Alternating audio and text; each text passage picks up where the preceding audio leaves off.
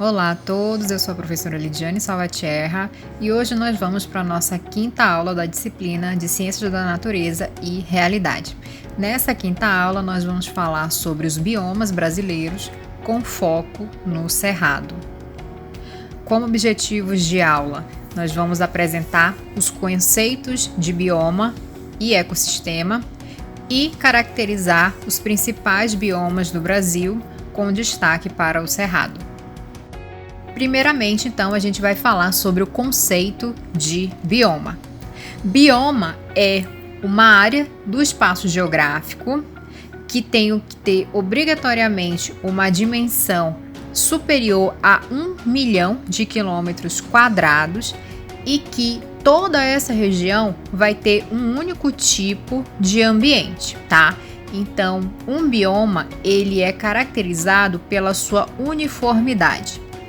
E aí, a gente também vai ter algumas outras características que têm que ser constantes dentro dessa região. Então, nessa região, nessa área, a gente tem que ter o mesmo macroclima, a fitofisionomia, ou seja, a formação da vegetação em si, e também uma semelhança de solo e de altitude. Na imagem, a gente consegue identificar os 7 biomas brasileiros. Tem a Amazônia, o Pantanal, o Cerrado, a Caatinga, a Mata Atlântica, os Pampas e a gente tem a zona costeira e marinha. Além disso, a gente tem certas áreas onde tem a conexão entre um bioma e outro e é uma conexão muito intrínseca. Ela é muito complexa, então nessas áreas de transição, chamadas de zona de transição, a gente tem algumas características muito interessantes que a gente vai conversar. É importante a gente não confundir o conceito de bioma com o conceito de ecossistema, tá? Então, quando eu falo de bioma, eu estou falando de uma região, como a gente já falou, que dentro dela existem várias características semelhantes, de vegetação, de solo, de clima. O ecossistema, ele está incluído dentro dos biomas e você pode ter vários ecossistemas, tá? Então você pode ter o ecossistema terrestre, o ecossistema aquático, um ecossistema menor em escala, um ecossistema maior em escala. Então, o que é um ecossistema em si? Um ecossistema é uma interação entre coisas vivas, ou seja, os animais, as árvores, com as coisas não vivas, né? Então, por exemplo, a relação desses animais, desses organismos com o sol, a relação com a água, a relação como todo, tá? Então, em ecossistema, a gente vai falar de fluxo de energia, a gente vai falar de cadeia alimentar, tá?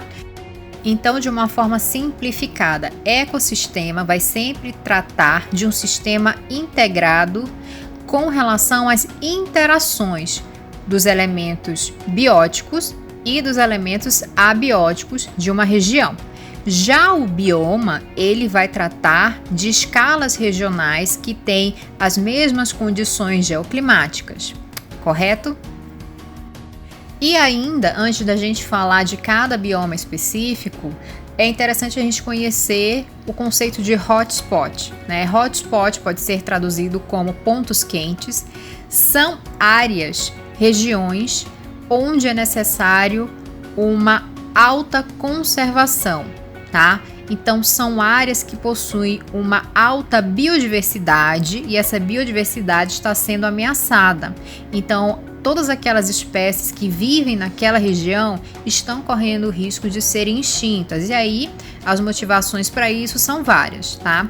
Mas a principal é com relação à ação do homem nessa região.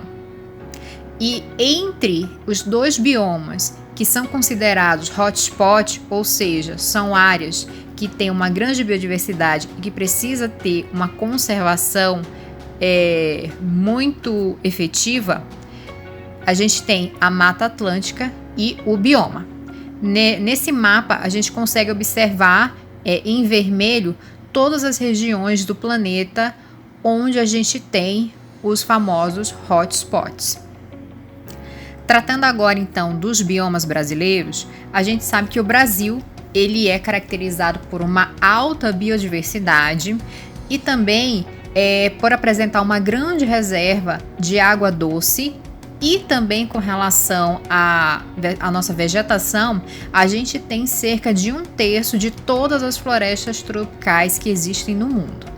Então, com relação à biodiversidade, a gente tem a seguinte estimativa: de cada 10 espécies de plantas ou animais que existem no mundo inteiro, uma delas a gente consegue encontrar aqui no Brasil.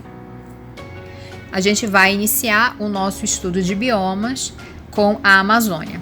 A gente sabe então que a Amazônia está obviamente localizada na região amazônica, então ela vai estar presente em todos os estados da chamada Amazônia brasileira.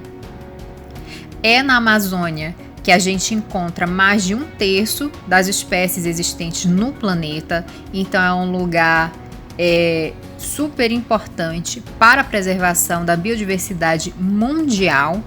É onde a gente tem uma das maiores florestas tropicais do mundo, com cerca de 4,1 milhões de quilômetros quadrados.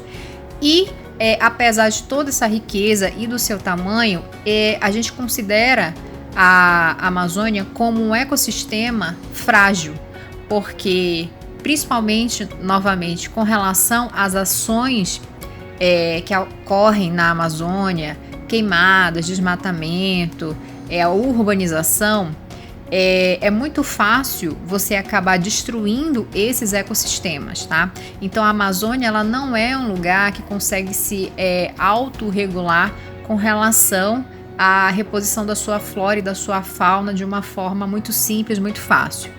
Porque as ações deletérias, né, as ações que causam danos à Amazônia são tão constantes e tão frequentes que o que a gente tem hoje é, infelizmente, a morte em si da Amazônia, né? E é um ato que vai acabar ocorrendo se a gente não começar a ter medidas mais efetivas para conter desmatamento, queimada, até mesmo a biopirataria, né? Que é a captura desses animais para serem levados para fora. Tudo isso acaba levando a uma extinção de todas essas espécies que muitas vezes só tem também na Amazônia. Outra característica da Amazônia é que é um local extremamente úmido. Então a gente tem a ocorrência de chuvas abundantes. Obviamente, em certas épocas do ano, as chuvas são frequentes. E entremeando a Amazônia, a gente tem a Bacia Amazônica, que é a maior bacia hidrográfica do mundo, com cerca de 1.100 afluentes e que cobre uma extensão de aproximadamente 6 milhões de quilômetros quadrados. O principal rio é o Rio Amazonas, que vai então cortar a região e vai desaguar no Oceano Atlântico. Então ele vai ser lançado, quando ele sai da porção de rio, ele é lançado diretamente no mar. Voltando a falar da biodiversidade, a Amazônia ela abriga cerca de 2.500 espécies de árvores. Isso significa que a Amazônia ela acomoda cerca de 1/3 da madeira tropical do planeta inteiro e tem também 30.000 das 100.000 espécies de plantas conhecidas que existem em toda a América Latina. Então a Amazônia em si, ela é uma região que tem um grande potencial com relação a recursos florestais e que, se utilizado de uma maneira estratégica, envolvendo sustentabilidade, seria muito importante para o desenvolvimento da região. Só que, como a gente já falou antes, as ações antrópicas, né, de queimadas, de desmatamento, infelizmente, acabam esgotando esse recurso e destruindo em si a Amazônia.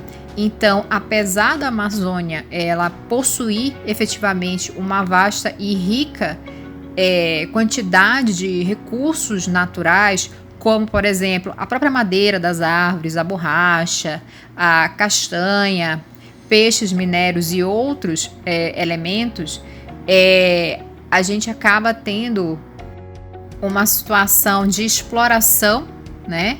E não de conservação e nem de uso equilibrado. E esse uso equilibrado seria de sustentabilidade. É por isso então que hoje há uma urgência quando a gente fala de conservação e de preservação da Amazônia. Aqui então cabe a diferenciação entre preservar e conservar. Preservar significa evitar que aquele recurso, aquela espécie seja alterada. A preservação, então, não vai permitir nenhum tipo de interferência humana. Já a conservação, não. A conservação, ela permite o desenvolvimento socioeconômico com relação à natureza. Então, na conservação, a gente pode utilizar a natureza, porém, dentro do âmbito da sustentabilidade. Então, quando a gente, por exemplo, fala em agricultura sustentável, a gente está falando de conservação.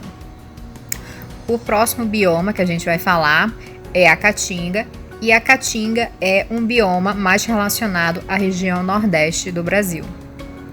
A Caatinga ocupa cerca de 10% do território nacional e vai abranger os estados do Ceará, do Rio Grande do Norte, da Paraíba, do Pernambuco, Sergipe, Alagoas, Bahia, o sul e o leste do Piauí e o norte de Minas Gerais. O clima dessa região é caracterizado como semiárido e o solo é raso e pedregoso. Então a gente tem uma fertilidade desse solo relativa. E é um bioma com recursos genéticos de alta biodiversidade. Isso significa, então, que a gente tem uma grande variabilidade genética ali com relação às diferentes espécies que ocupam esse bioma. A gente pode diferenciar a Caatinga através da observação de 3 diferentes estratos, né? Então, esses estratos eles estão relacionados à altura da vegetação. Então, a gente pode ter a Caatinga arbórea, onde a gente encontra a vegetação até 12 metros, pode ser arbustiva até 5 metros ou herbácea até no máximo 2 metros. Como é um ambiente extremamente seco, a vegetação se adaptou a esse clima e então a gente vai ter uma vegetação com as seguintes características: as folhas são finas ou elas não existem. E as plantas também se adaptaram a armazenar água, que é muito escassa então nessa região. Então, por exemplo, a gente vai encontrar muitos cactos e as raízes dessas plantas, elas não ficam em profundidade no solo, elas vão para a superfície para tentar absorver ao máximo a chuva quando ela ocorre.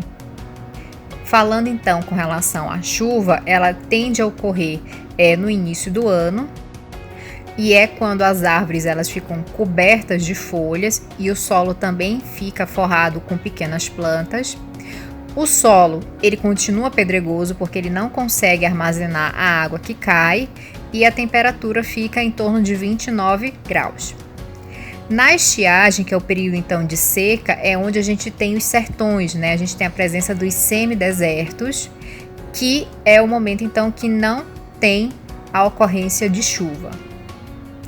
Indo então para a porção do sul do Brasil, a gente vai falar dos campos do sul, em especial os pampas.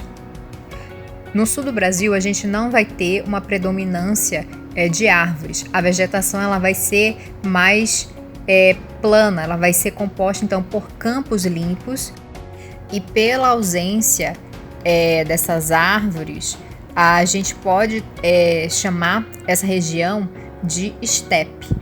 Então, quando a gente tem uma área ampla, uma área também plana, com a presença de algumas árvores, a gente chama de savana.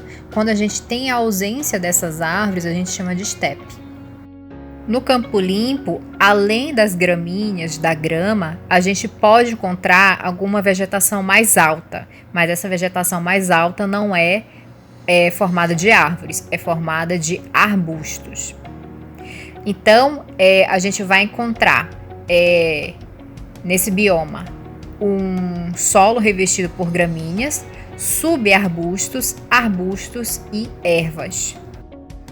Nos Campos do Sul, a gente tem uma região chamada de Pampa. Muitas vezes a gente usa Campos do Sul e Pampa como sinônimos.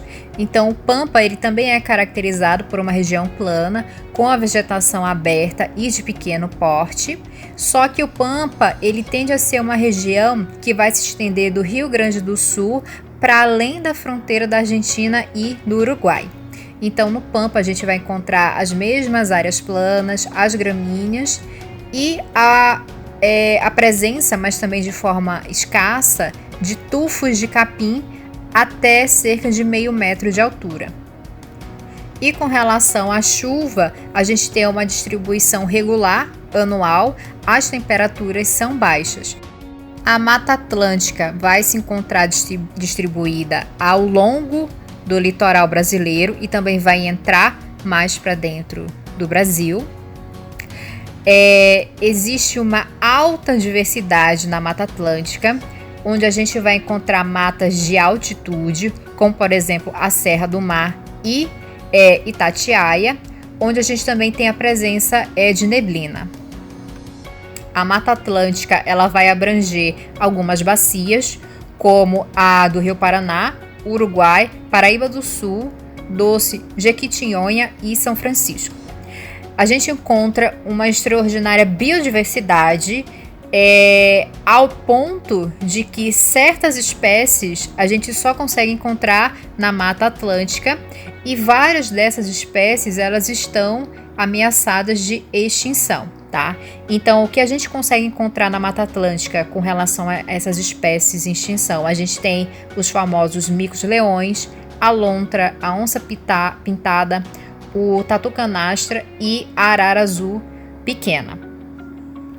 E fora dessa lista de animais que são encontrados na Mata Atlântica e são considerados em extinção, fora dessa lista a gente também tem outros animais como o gambá, o tamanduá, as preguiças, antas, veados, cotias e coatis. O Pantanal, a gente encontra ele localizado em uma área bem restrita ao sul do Mato Grosso e ao norte do Mato Grosso do Sul. É considerada a maior área úmida continental do planeta, com aproximadamente 212 mil quilômetros quadrados, sendo que 114 mil são em territórios brasileiros, tá? Então, existe uma porção do Pantanal que acaba sendo distribuída também para uma parte para a Bolívia e para o Paraguai. Sobre a caracterização do terreno, no Pantanal a gente vai encontrar terrenos planos que são periodicamente alagados, e eles são alagados por corixos. Os corixos são canais que ligam as águas das baías, das lagoas e ajudam então a fazer esse alagamento. A gente também vai ter a presença de vazantes, entremeando lagoas e alguns leques aluviais. Na época das cheias, todos esses corpos, corixos, essas vazantes vão se comunicar e vão se mesclar com as águas do Rio Paraguai e vão ajudar a renovar e a fertilizar a região. Porém, em torno a partir de maio, a gente vai ter o fenômeno da vazante e essas águas então vão começar a baixar lentamente. Em determinado momento, esse terreno vai secar e vai ficar apenas na superfície uma mistura muito fina de areia, de restos de animais e esse fenômeno acaba ajudando a fertilizar o solo. Então, anualmente, a gente vai ter a cheia e a vazante no Pantanal e isso é fundamental para a gente ter a renovação da fauna e da flora local. Ao longo do litoral do Brasil, a gente vai ter a zona costeira. Com relação ao nosso litoral, a gente tem cerca de 8 mil quilômetros de extensão de litoral de costa, que é considerada uma das maiores extensões de costa do mundo. E à medida que a gente vai passando por esse litoral, saindo do norte do Brasil e indo para o sul, a gente vai ter uma grande variação na paisagem. Então a gente vai poder passar de duna para ilhas, para a presença de recifes, baías, estuários, brejos e falésia. E outra informação interessante é que mesmo em uma porção muito próxima de litoral, a gente acaba encontrando espécies diferentes. Então, em uma fitofisionomia de uma zona costeira, onde a gente tem praias, restingas, lagunas e manguezais, só de a gente se deslocar um pouco mais para cima ou para baixo dessa região, as espécies vão variar muito, tá? E essa mudança de biodiversidade está relacionada a diferenças climáticas e também no solo, né? Diferenças geológicas. Então a gente vai começar fazendo a caracterização da zona costeira lá na região norte do Brasil. A gente vai começar falando então do litoral amazônico, onde a gente encontra a foz do rio Oiapoque, que vai então caracterizar o litoral amazônico, essa foz, até o rio Parnaíba. Então nessa extensão a gente vai encontrar manguezais e também matas de várzeas de maré. Nessa região a gente encontra jacarés, guarais, diversas espécies de aves e crustáceos. Saindo do litoral amazônico, indo para o litoral do nordestino, onde a gente já vai ter a presença da foz do rio Parnaíba e até a parte baiana, do recôncavo baiano, a gente já vai ter a presença de recifes calcários e arenitos, onde a gente vai encontrar as dunas, a gente vai ter uma ação mais forte do vento nessas regiões, a gente ainda continua encontrando manguezais, restingas e matas. Nessa parte, a gente já consegue encontrar tartarugas, peixe-bois marinhos e outros animais ameaçados de extinção. E saindo então do litoral nordestino e indo para o litoral do sudeste, na porção então do final do recôncavo baiano até São Paulo, a gente já vai ter uma área mais povoada e industrializada do Brasil.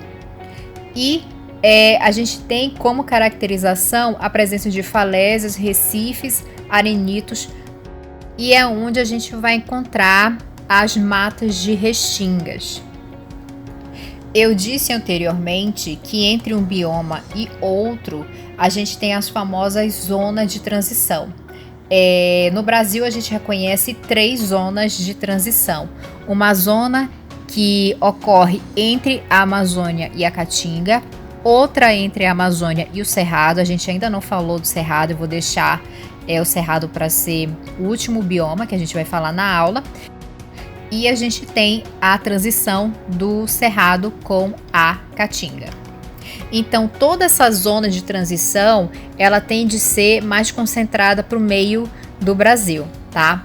Então, é uma zona que tem características muito específicas, porque são zonas de confluências entre os biomas brasileiros diferenciados, tá? Então, a gente tem, como eu acabei de falar, a zona de transição entre o Cerrado e a Amazônia, tem cerca de 414 mil quilômetros quadrados e envolve uma porção de florestas secas concentradas no Mato Grosso. Já entre a zona de transição da Amazônia com a Caatinga, essa zona já é bem menor, tem cerca de 144 mil quilômetros quadrados, e é onde a gente vai ter a presença das florestas de babaçu, como a Mata dos Cocais, lá para a região do Maranhão. E por último, a gente tem a zona entre a Caatinga e o Cerrado, que é a menor zona em área, com 115 mil quilômetros quadrados. E a gente vai finalizar então essa aula sobre biomas, tratando especificamente sobre o Cerrado. O Cerrado, então, ele vai estar localizado na porção central do Brasil. É uma região que vai apresentar um mosaico de diferentes tipos de vegetação, de solo, clima e de topografias. Então, a gente não vai ter uma semelhança muito grande entre esses elementos. O cerrado é considerado a segunda maior formação vegetal brasileira. O cerrado ele só perde para a floresta amazônica. A gente também pode chamar o cerrado de savana brasileira. O cerrado é composto por cerca de 2 milhões de quilômetros quadrados e vai estar espalhado por 12 estados. Isso corresponde a cerca de 23% do território brasileiro. No cerrado, então, a gente encontra um clima mais tropical e a vegetação é basicamente herbácea, tá? Então a gente vai encontrar uma biodiversidade muito interessante aqui, com cerca de 140 espécies de árvores e arbustos esparsos. O solo ele é muito antigo e ele é profundo, ácido e infelizmente de baixa fertilidade e tem uma concentração muito alta de ferro e de alumínio. E o cerrado em si, a gente pode dividir ele em várias denominações. Então, no cerrado, quando a gente encontra uma paisagem que tem a predominância de árvores muito altas e árvores densas e uma composição em si muito distinta, a gente chama essa parte do cerrado de cerradão. Se a gente encontra árvores mais baixas e mais esparsas, ou seja, com mais espaços entre si, a gente chama de cerrado. É o cerrado mais comum. E a parte do cerrado, que é basicamente um campo mais limpo, onde a gente realmente tem muita redução da densidade arbórea, a gente chama de campo cerrado. O clima do cerrado é subtropical, então a gente tem um clima semi-úmido aqui com 2 estações muito bem definidas. Uma úmida, que é caracterizada pelo verão, com muita chuva, e a outra seca, que é o nosso inverno seco. Com relação à formação geomorfológica, a gente encontra chapadões, como é o caso da Chapada dos Veadeiros lá em Goiás e a Chapada dos Guimarães no Mato Grosso. A gente também encontra serras, como a Serra Dourada da Mesa de Caldas em Goiás, a Serra da Canastra em Minas Gerais. E a gente tem outras áreas planálticas muito extensas. O cerrado ele também é considerado a caixa d'água do Brasil, porque a gente tem a presença de importantes bacias hidrográficas, como a bacia Araguaia-Tocantins e a Paranaíba e São Francisco. Voltando a falar então da biodiversidade, a gente tem a estimativa de que o cerrado possui cerca de 10 mil espécies de plantas, onde 4.400 são endêmicas. O que é uma espécie endêmica? Significa que ela só existe aqui, tá? E ela foi adaptada para esse local, e se talvez ela fosse para outro local, se ela se locomovesse, ela talvez não conseguiria sobreviver, tá? Então a presença dessa grande quantidade de espécies endêmicas no cerrado torna o cerrado, como eu disse antes, um hotspot. Então é um local que precisa ser preservado. Com relação à fauna, a gente tem cerca de 837 espécies de aves, 29 são endêmicas, 194 espécies de mamíferos, 19 são endêmicos, 185 répteis, 24 são endêmicos, 150 anfíbios, 45 são endêmicos, e a gente tem a estimativa de cerca de 14.425 espécies de invertebrados. E os invertebrados, infelizmente, são mais difíceis de serem denominados endêmicos ou não, tá? Então, isso é uma coisa que está em aberto e por isso que precisa, além de ter mais estudos com relação à diversidade, inventários de fauna, a gente precisa fazer todas as ações possíveis para preservar e conservar essa região. Então, essa foi a aula de hoje. Esse vídeo vai ficando por aqui. Então, nessa aula a gente viu os conceitos de bioma, ecossistema, hotspot, e também a gente fez a caracterização dos biomas brasileiros com um foco maior no cerrado. Então, obrigada por assistir essa aula. Bons estudos!